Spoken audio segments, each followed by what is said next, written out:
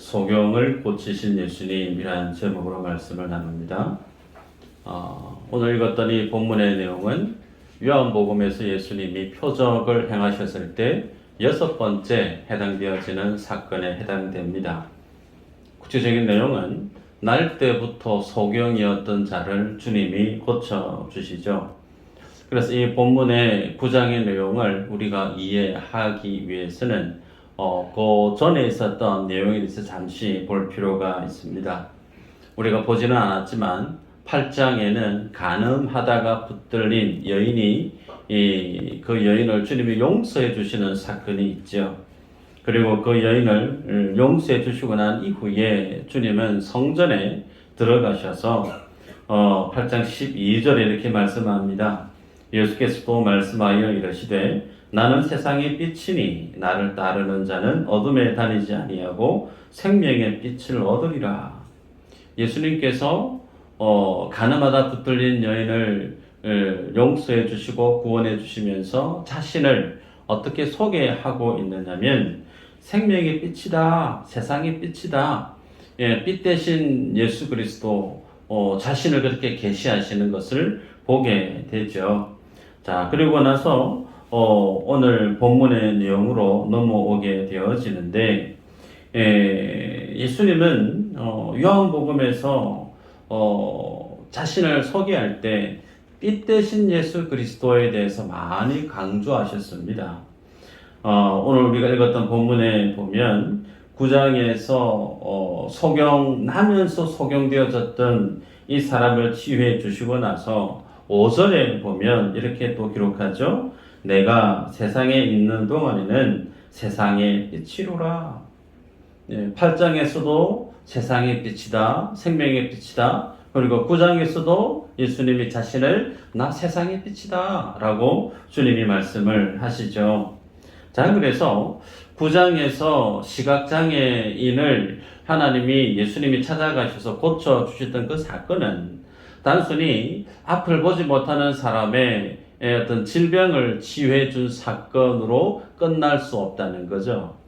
그래서 앞을 보지 못했던 시각장애인을 고쳐주었던 이 사건은 단순히 인간의 연약한 육신의 질병을 고쳐주는 차원을 뛰어넘어서 앞을 보지 못하는 소위 암흑 가운데 살아가는 모든 인생들을 대표성을 띠고 하나님을 알지 못하고 예수님을 보지 못하는 그 영혼을 주님이 찾아가서 구원해 내시는 구속사의 대표격에 해당되어지는 표적에 해당된다라는 겁니다. 자, 이런 관점을 우리가 염두하면서 9장의 내용을 보십시다. 5절에 우리가 좀 전에 읽었지만 예수님께서 밝히시기를 내가 세상에 있는 동안에는 세상의 빛이다 그랬죠. 자, 빛 대신 예수 그리스도, 요한복음에서 사도 요한이 예수님을 빛으로 강조하실 때 이 빛이라고 하는 이 의미를 우리가 어느 정도 이해를 지내야 되죠. 말씀을 보십시다. 창세기 1장 3절에 보면 하나님이 이르시되 빛이 있으라 하시니 빛이 있었다 그렇게 말씀을 하죠. 그리고 1장 16절에도 주님이 말씀합니다. 하나님이 두 큰 광명체를 만드사 큰 광명체로 낮을 주관하게 하시고 작은 광명체로 밤을 주관하게 하시며 또 별들을 만드시고 그렇게 말씀을 하셨어요. 자, 1장 3절에 빛이 등장하고 또 1장 16절에 큰 두 광명체에게서 또 빛이 또 등장을 합니다. 그러면 16절에 등장하고 있는 이 광명체는 뭘까요? 우리가 알고 있는 태양 혹은 달 이것을 뜻합니다. 그래서 원어로는 매우라라고 하는 말이고요. 1장 3절에 있는 빛은 오르라고 하는 말이에요. 다릅니다. 오르라고 하는 말의 의미는 빛, 은총, 생명 이런 뜻을 지니고 있어요.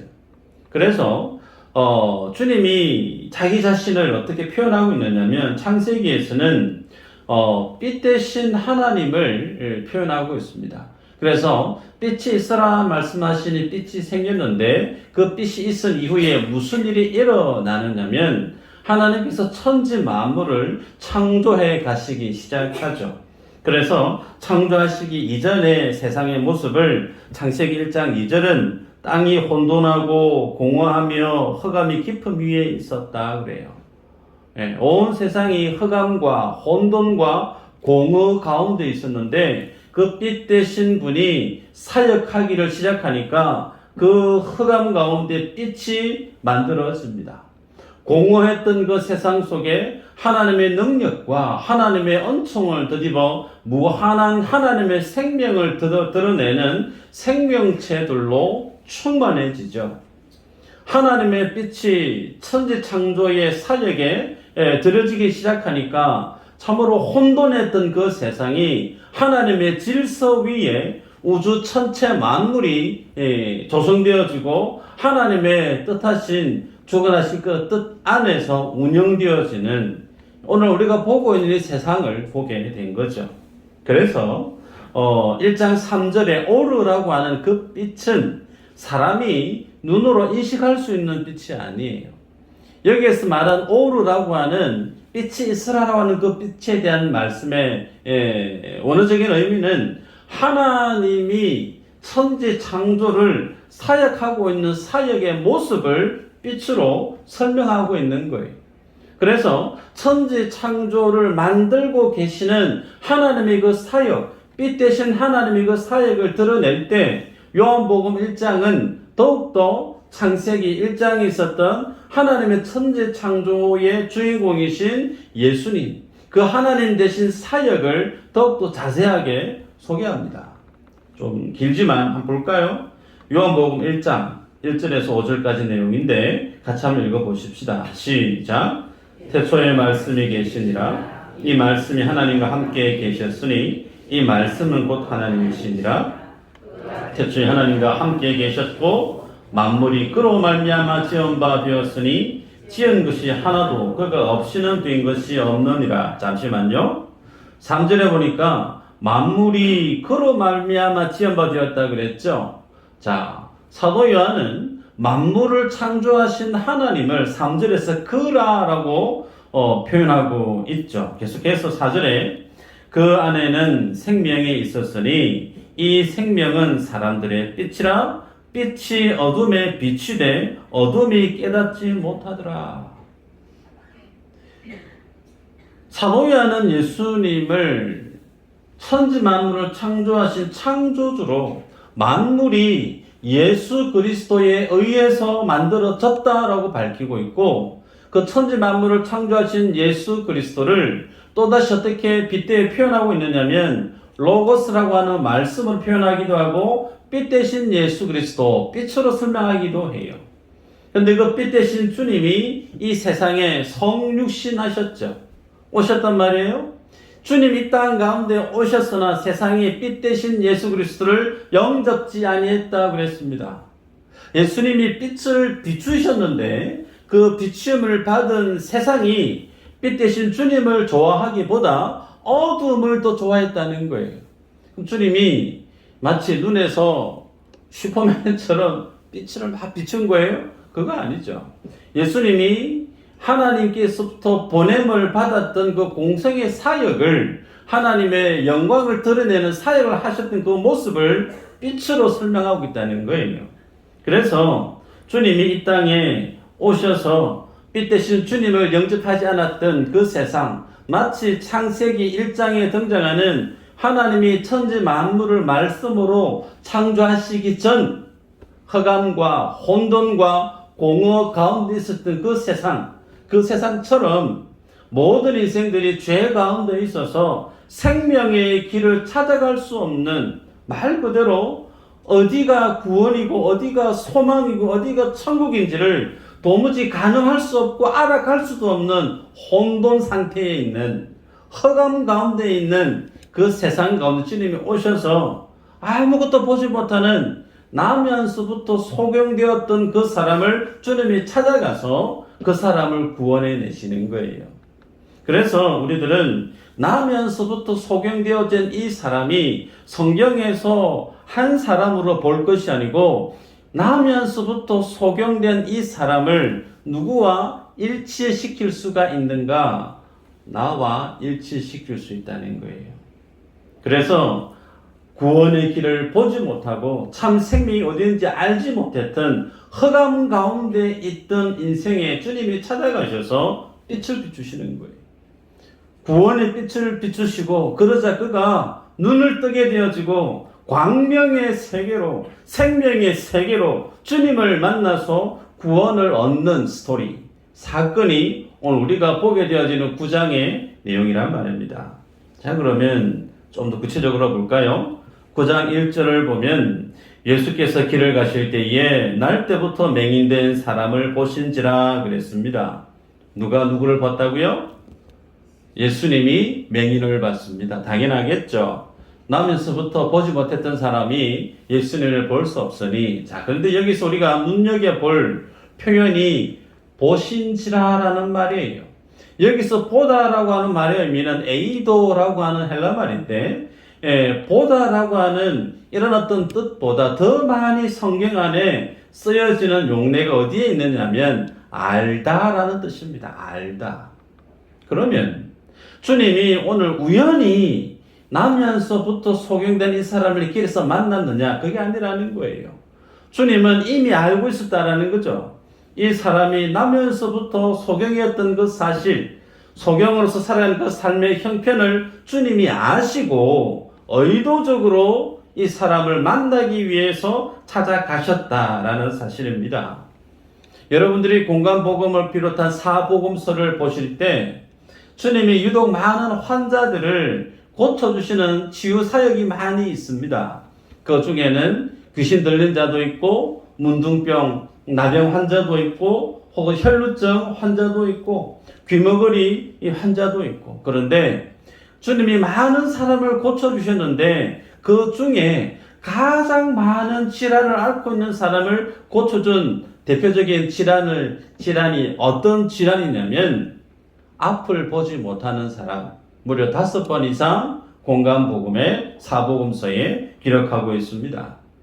그러면 왜 유독 앞을 보지 못하는 사람을 예수님이 많이 고쳐주셨을까? 의도가 있다는 거예요. 여러분, 성경에서 세상 모든 사람들이 하나님을 인생의 주인으로 주로 고백하지 않는 그 모든 인생들을 어떻게 바라보고 있느냐면 죄인으로 기록하고 있죠. 그 죄인에 대한 상징적인 표현이 뭐냐면 소경이라는 거예요. 자, 한번 볼까요? 이사야서 9장 2절 말씀이 이렇게 기록합니다. 흑암에 행하던 백성이 큰 빛을 보고 사망의 그늘진 땅에 거주하던 자에게 빛이 비치도다. 흑암에 행하던 백성, 보지 못하는 거예요. 모든 백성이 어둠 가운데 있다는 거예요. 그래서 눈을 가지고 있지만, 육신의 눈을 뜨고 있지만 바라봐야 될 걸 보지 못하는 거예요. 예수 그리스도 하나님의 생명이, 구원이, 참된 인생의 기쁨이 어디에 있는지를 봐야 되는데 볼 수가 없는 거예요. 왜요? 흑암 가운데 캄캄한 어둠 속에 있으니까. 그런데 이사야가 오실 메시아가 이런 사역을 한다, 이런 사역을 하는 이는 메시아다 라고 특징지할 수 있는 게 뭐냐면 그들에게 뭘 비춘다고요? 빛을 비추는 거예요. 보게 한다는 거예요. 보지 못하는 인생들에게 보게 만드는 사역을 하는 이가 누구냐? 장차 이후에 올 메시아 그리스도, 예수 그리스도시다라고 이사야 선지자가 미리 예언을 하셨고, 이제 그 예언된 사역을 주님이 오셔서 나면서부터 소경되었던 그 사람을 고쳐주시면서 내가 구약의 이사야로부터 예언되어졌던 선지자다, 그 메시아다, 내가 그리스도다, 내가 하나님의 아들이다라는 사실을 자기 계시를 하고 있는 내용이죠. 자, 그러면 예수님이 어떻게 자신을 소개해 내시는가 보면 3절에 제자들이 묻습니다. 소경된 자를 보면서 저 사람은 누구 죄 때문에 저렇게 된 거예요? 자기 죄 때문에 저렇게 된 거예요? 아니면 그들의 부모의 죄 때문에 그렇습니까? 라고 그 사람의 삶의 형편에 대한 내용을 죄로 결부시켜서 누구 책임이에요? 라고 묻고 있죠. 이 질문에 대한 예수님의 답은 누구의 죄도 아니다라고 주님이 일단 선언하십니다. 그런데 이러한 질문을 하게 되어졌던 이유가 있습니다. 당대에 바벨론과 바사와 그리고 그리스 안에 이 철학들이 하나로 융합되어지면서 이 당대의 많은 사람들 속에 퍼져 있었던 사고관념이 뭐였느냐면 환생에 대한 교리가 있었습니다. 환생에 대한 교리, 쉽게 얘기하면 전생에 악한 죄를 많이 지은 사람은 그 다음 생에 환생하는데 어떻게 환생하느냐? 고생 진짜 많이 하는 불행한 사람으로 환생한다는 거예요. 그런 어떤 철학적인 사고가 편만했었기 때문에 주님의 제자들도 그런 사고 가운데 있었다는 거예요. 그런 시각 때문에 누구의 죄 때문에 이 사람이 그런 죄를 지어서 이런 형편에 놓여 있게 된 거예요? 라고 주님께 질문을 했습니다. 자, 그랬을 때 주님이 3절 하반절에 얘기하죠. 아니라 그에게서 하나님이 하시는 일을 나타내고자 하심이라. 누구 죄 때문에 그런 거 아니고 저 사람을 통해서 하나님이 나타내고자 하는 일 때문에 그렇다. 여러분, 이 말씀을 여러분이 잘 이해하셔야 돼요. 자칫 잘못 이해하시면 하나님을 이상한 분으로 오해하실 수 있습니다. 하나님은 자신의 영광을 위해서 멀쩡한 사람을 장애인으로 만들어서 그 삶을 정말 힘들게 만드시는 그런 하나님이신가? 그런 분 아니죠. 여기에서는 그런 뜻이 아닙니다.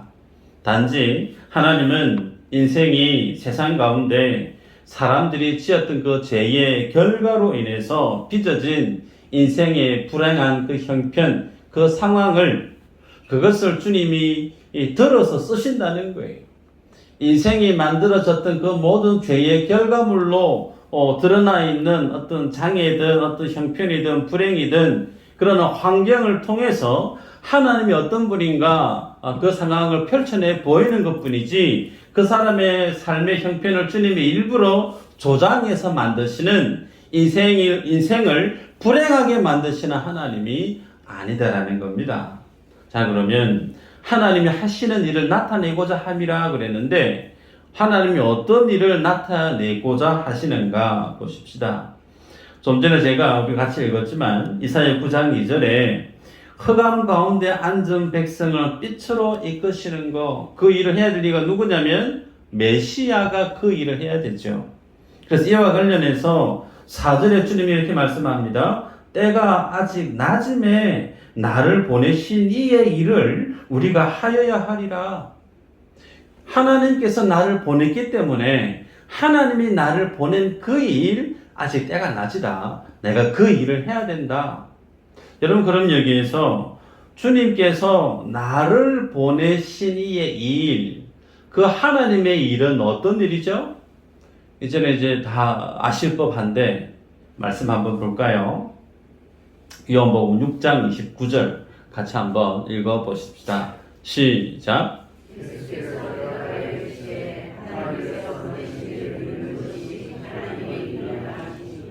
하나님의 일이 어떤 일이라고요? 그렇죠. 이제는 딱 하면 답이 나올 법합니다. 하나님이 보내신 일을 믿는 것. 교회에 오셔서 하나님 일 열심히 하십시다. 그것은 사역을 많이 하자 그 뜻 아니에요.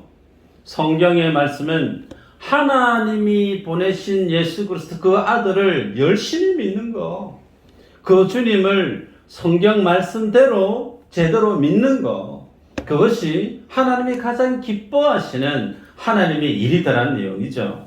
자, 그래서 주님을 믿게 하는 것이 예수님의 일인데, 그러면 앞을 보지 못하는 사람이에요. 그죠? 그에게 믿음이 없어요. 보지 못하고 믿음이 없는 그에게 어떻게 예수님이 그 사람 속에 하나님의 아들인 자기 자신을 믿게 만드시는가? 6절 같이 한번 읽어볼까요? 시작. 땅에 침을 뱉어 진흙을 이겨 그의 눈에 바르시고 이르시되 실로암 못에 가서 씻으라 하시니 실로암은 번역하면 보냄을 받았다는 뜻이라 이에 가서 씻고 밝은 눈으로 왔더라. 자, 예수님이 이 사람 속에 예수님을 믿게 만드시는 일을 하고 있는데 두 가지를 말씀하고 있어요. 하나는 침을 뱉어서 그 침을 진흙을 이겨서 그의 눈에 바릅니다. 그리고 나서 실로암 못에 가서 씻어라. 이 내용을 명하십니다. 자, 이 부분에서 많은 성경의 독자들은 궁금증을 가져요. 예수님이 말씀으로 이 사람을 고칠 수 있습니다. 그죠? 혹은 안수기도 하셔서 그의 육신의 질환도 고칠 수 있죠. 그런데 그렇게 하지 않고 침을 뱉어서 흙을 이겨서 그 사람의 눈에 바르게 하신다는 거예요. 도대체 왜 이렇게 주님이 이런 일을 하셨을까? 자, 그 이유를 이제 전합니다. 여러분, 성경에서 주님이 침을 뱉어서 하신 사역이 총 3건이 소개되어지는데 오늘 본문에서는 흙과 침을 이겨서 눈에 바르는 것이 있고 또 한 번은 눈에다가 침을 그대로 뱉어서 그를 치유하는 사건이 있고 또 하나는 침을 귀에 손에 뱉어서 귀에 넣어서 귀를 고쳐주신 사건이 있어요. 자, 근데 오늘 본문에 흙이 등장하기 때문에 성경에서 표현하고 있는 이 흙이 지니고 있는 의미가 뭔지를 우리가 알아야 되죠. 창세기 2장 7절에 이렇게 기록합니다. 여호와 하나님이 땅에 흙으로 사람을 지으시고 생기를 그 코에 불어 넣으시니 사람이 생명이 되니라. 흙이 뭐가 됐다고요? 네, 생명, 곧 사람이 되었다는 거예요. 우리 모두는 어떤 존재라고요? 흙이라는 거예요. 네. 싫든 좋든 심장이 멈추면 화장되어지고 나면 우리는 흙으로 돌아갑니다. 네, 3일도 안 걸리죠. 흙이었는데 원래 우리의 본 자리가 흙이었는데 하나님이 그 속에 생기를 불어넣어서 하나님의 영을 지닌 생명을 지닌 사람 되었다는 거예요. 그 모습을 보신 하나님 어떻게 평가하시느냐면 해, 달, 별, 우주만을 만들었을 때는 야 좋다 그렇게 말씀하시던 주님이 인생을 만들고 나서는 어떻게 해요? 심히 좋았다. 너무 좋았다. 그렇게 말씀하셨죠. 그렇게 인생을 아담과 하와를 만들었던 그 심히 좋았다라고 하는 평을 받았던 피조물이 어떻게 되죠? 죄를 범합니다. 선악과를 먹지 말라고 했던 하나님의 말씀을 어기게 되어지죠. 그 죄에 대한 벌을 받게 됩니다. 자, 성경에 보면 창세기 3장 14절에 여호와 하나님이 뱀에게 이르시되 네가 이렇게 하였으니 네가 모든 가축과 들의 모든 짐승보다 더욱 저주를 받아 배로 다니고 살아있는 동안 흙을 먹을지니라. 하와를 유혹했던 뱀에게 사단에게 주님이 저주를 내리시는데 그 저주에 대한 내용이 뭐냐면 종신토록 너는 흙을 먹어야 된다. 종신토록 너는 흙 먹으면서 배로 다녀야 된다. 그래서 이 흙이라고 하는 내용이 무엇에 대한 상징적인 내용으로 제시되어지느냐면 죄를 지은 인생에게 주어지는 하나님의 저주의 끝판, 저주의 결말로 주님이 제시하는 것이 흙이라는 거예요. 사람은 어떻게 될까요? 3장 17부터 19절까지인데요. 제가 읽어드리면 아담에게 이르시되 네가 내 아내의 말을 듣고 내가 내게 먹지 말라 한 나무의 열매를 먹었은즉 땅은 너로 말미암아 저주를 받고 너는 내 평생에 수고하여야 그 소산을 먹으리라. 땅이 내게 가시덤불과 엉겅퀴를 내릴 것이라. 네가 먹을 것은 밭의 채소인즉 네가 흙으로 돌아갈 때까지 얼굴에 땀을 흘려야 먹을 것을 먹으리니 네가 그것에서 취함을 입었음이라. 너는 흙이니 흙으로 돌아갈 것이니라 하시니라. 죄 범하기 전에는 땅이 엉겅퀴 내거나 풀을 내거나 가시는 그러지 않았다는 거예요. 그런데 죄를 범하고 난 이후에는 그 모든 수고를 인간이 아담이 더해야만이 소위 생존할 수 있게 되어졌고, 그것으로 끝나는 것이 아니고 네가 흙에서 왔기 때문에 반드시 흙으로 돌아간다. 그래서 그 모든 불순종한 죄에 대한 그 결과의 저주의 마지막이 무엇으로 제시되어지느냐면 흙이라는 거예요. 그래서 흙은 인생이 범한 모든 그 저주를 다 품고 있는 대상이 되고 말았습니다. 그런데 오늘 주님이 이 사람을 만나서 흙에다가 예수님의 침을 뱉었다는 거예요. 그 흙은 누구를 상징하고 있느냐면 이 나면서부터 소경된 이 사람의 모습을 대변하고 있죠. 저주 가운데, 죄 가운데, 사망 가운데, 흑암 가운데 있는 그 곳에 놓여져 있는 이 사람, 그 사람도 똑같은 모습이 흙이라는 거예요. 그 흙에 예수님이 침을 뱉었습니다. 우리가 안 보았지만 주님이 이 9장 앞에서 자신을 어떻게 얘기하셨느냐면 나는 생명을 지닌 생명수다. 사마리아 여인과 대화 나누면서 이 생명수 내게도 주옵소서 했을 때 주님이 자신을 생명수라고 말씀하셨어요. 그래서 생명이 되신 예수님이 마치 침으로 말씀하셔서 그 죄에 짓눌려 있는 그 모든 저주와 함께 눌려 있는 그 흙에 주님이 어떻게 되어지죠? 뒤섞이는 거예요. 이걸 뭘 뜻하고 있느냐면 예수님과 죄인이 뭐 하는 거예요? 연합되어지는 거예요. 예수님과 죄인의 형편에 그 전혀 관계없는 두 존재가 예수님의 낮아지심으로 죄인의 그 저주의 자리에 주님이 가는 겁니다. 그래서 그 연합이 이루어질 뿐만 아니라 그 연합되어진 그 자리를 뛰어넘어서 주님이 얘기하죠. 눈에 발라서 환부에 발라서 실로암에 가서 씻으라 그럽니다. 여러분 실로암의 이름의 뜻이 뭐라고요? 보냄을 받다라는 뜻이죠. 그래서 주님이 친히 인생의 저주 가운데 내려오신 성육시 사건, 그것도 하나님께는 엄청난 자기 비하예요. 성육신한 사건, 참으로 창조주 하나님이 그렇게 하신 주님이 인생이 죄 짓고 살아가는 이 더러운 죄악된 세상에 내려오시는 것은 거룩하신 하나님이 감당하기 힘든 희생이란 말이에요. 그런데 그 수준을 뛰어넘어서 주님이 어디까지 낮아집니까? 죄인된 인간의 저주의 그 자리에, 죄의 자리까지 주님이 더 낮아지십니다. 그래서 그 죄인된 모습과 하나가 되어져 버려요. 이 모습은 장차 무엇을 보여주고 있느냐면 십자가 사건을 보여주고 있는 내용과 결을 같이 한다는 거예요. 그래서 예수님이 지니셨던 그 모든 물과 피를 땅에 다 쏟으시죠. 저주 가운데 있는, 죄악 가운데 있는 그 세상 속에 나무에 달리신 그 주님이 자신의 그 모든 것을 다 쏟아버리세요. 이 죄악된 세상 속에. 그래서 주님이 지니신 그 의, 그 주님의 은혜, 주님의 그 능력을 다 이 땅 가운데 쏟아내셔서 이 땅 가운데 있는 모든 인생들로 하여금 그들의 죄, 그들의 저주 가운데 있는 사망을 주님이 뒤덮어버리는 거예요. 그래서 인생에게 주어져 있는 그 모든 죄에 대한 값을 전가시켜버리죠. 결국은 십자가 사건을 주님이 표현하고 있는 겁니다. 여러분, 그리고 나서 주님이 이 사람에게 명합니다. 실로암에 가서 씻으라. 여러분, 이 상황을 주님이 지금 일부러 펼치고 있다는 거예요. 소두에 말씀을 드렸지만 말씀으로도 고칠 수 있는 거죠. 안수 기도로도 고칠 수 있어요. 그런데 생각해 보십시오. 앞을 보지 못하는 사람이 구걸에서 살아가고 있는 그 사람이에요.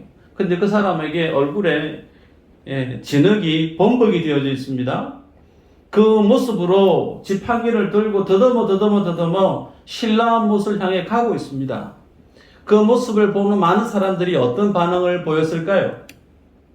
아마 조소를 보내는 사람도 있었을 겁니다. 그러면서 너무나 옷의 행색도 초라하고 얼굴에 이상한 걸 묻히고 가니까 더럽다. 그러면서 피하는 사람도 있었을 거예요. 주님이 그 상황을 유도했다는 겁니다.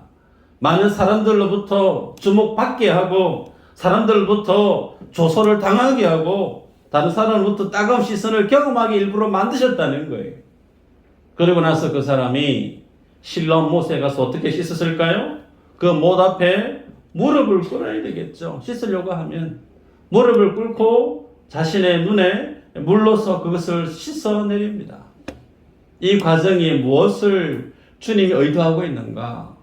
그 과정 속에 웃는 소리가 들리고 그 사람에 대해서 농담 던지는 얘기가 들리고 주님은 철저하게 그 과정을 통해서 이 사람에게 무엇을 가르치고 있느냐면 너는 소경이다라는 거예요. 너는 너 스스로의 그 모든 죄의 굴레를 사망의 굴레를 너 스스로 벗어날 수 있는 사람이 못 된다. 너는 인정할 수밖에 없는 죄인이라는 사실을 본인 스스로가 처절하게 경험하게 됩니다. 그리고 보냄을 받다라고 하는 그 실로암, 예수님이 하나님께부터 보냄을 받았는데 그 보냄을 받은 자로 상징되어지는 그 실로암 자리에서 무릎을 꿇어야 되는 거예요.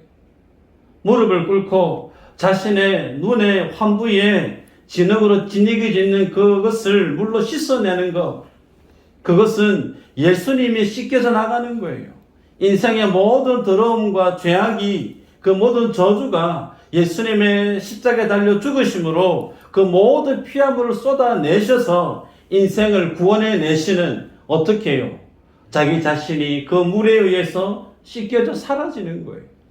우리는 앞서 오병이어 사건을 보면서 주님이 바다 위를 걸어갔던 사건을 보았습니다. 바다가 성경에서 어떻게 해석되어졌던가요? 바다는 죄와 사망에 대한 하나님의 심판으로 제시되어지고 있죠. 물을 그렇다는 거예요, 성경에서. 그래서 계시록에 가면 바다에서 뭐가 휙 올라오죠?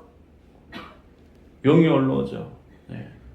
그래서 그 모든 죄와 저주와 사망을 상징하는 그 물. 그래서 우리는 세례를 받을 때 물에 들어가서 침례기 오는 물에 아예 쏙 들어갔다가 나오죠. 뭘 뜻합니까? 죽음을 뜻하는 거예요. 세례를 받는 것은 죽음을 뜻하는 거예요. 나의 옛 사람이 죽어야 그 물에서 나올 때 나는 새 사람으로 하나님과 연합되어져 있는 하나님의 영을 지닌 하나님의 사람으로 거듭나는 거죠. 그것이 세례의 의미이듯이 물은 그렇다는 거예요. 그렇게 해서 주님이 이 죄악된 사람과 함께 하나가 되어져서 그 사람이 물로 자신을 씻어내리는 것처럼 예수님이 흔적도 없이 사라져버리는 거예요. 그 사람을 구원하기 위해서. 여러분, 이 모습을 보면서 주님이 우리에게 주시는 교훈이 있습니다. 서두에 말씀했죠? 이 소경이 누구라고요? 우리 자신이. 내 자신이 소경과 같다는 거예요. 소경과 같은 나는 잊지 말아야 될 사실이 뭐냐면 내가 죄인이라는 사실입니다. 이 죄를 내 힘으로 내 능력으로 도무지 해결할 수 없어서 주님이 나에게 오지 않으면 감당할 수 없다는 거예요. 그리고 그 주님이 내게 오셨을 때 그 주님의 우리는 어떤 삶의 자세로 나아가야 되느냐? 실로암 앞에서 무릎을 꿇어야 되는 거예요. 무릎을 꿇어야 될 뿐만 아니라 그 주님의 은혜가 나에게 쉼없이 부음받아져서 나의 모든 허물을, 나의 모든 죄악들이 맑게 씻겨져 내야 되는, 하나님 앞에 그 죄사함을 받아야만 되는 인생이 우리들 자신이라는 거예요. 더욱이 이 사건을 통해서, 이 모습을 통해서 구원받은 하나님의 백성은 어떻게 살아가야 될 것인가? 낮아져야 된다는 거예요.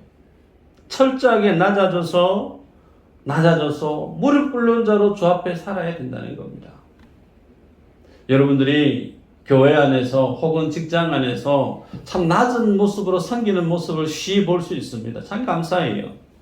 그런데 참 낮아지기 힘든 자리가 있어요. 어디냐면 여러분의 가정이죠. 왜 가정에만 가면, 특히 남자분들 저를 포함해서 낮아지는 것보다 높은 자리에서 대접받으려고 하는지 모르겠어요. 제 스스로 먼저 반성하지만 여러분 그 가정에는 주님이 계시지 않을까요? 그 가정에 주님 계시잖아요. 우리 모든 삶의 자리는 한번 따라하십시다. 사역의 현장이다. 사역의 현장이에요. 그 말은 내가 모든 곳에서 낮아져서 다른 이들을 섬기는 자리에 있어야 되는 위치에 있는 사람이 바로 우리들이라는 거예요. 이 한 주간 이 소경의 위치에 있었던 사람이 바로 내 자신이었고, 나를 그렇게 주님이 하나님의 자녀 삼기 위해서 이렇게까지 자기 자신을 나에게 송두리째 자신을 던져서 나를 구원해 내셨던 그 십자가의 은혜를 늘 기억하시면서 그 은혜를 아는 사람, 그 구원의 은혜를 아는 사람 어떻게 해요? 낮아짐으로 섬김의 삶을 사는 인생임을 기억하면서 한 주간도 주님 앞에 귀하게 쓰임받는 한 주가 되시기를 주의 이름으로 축복합니다.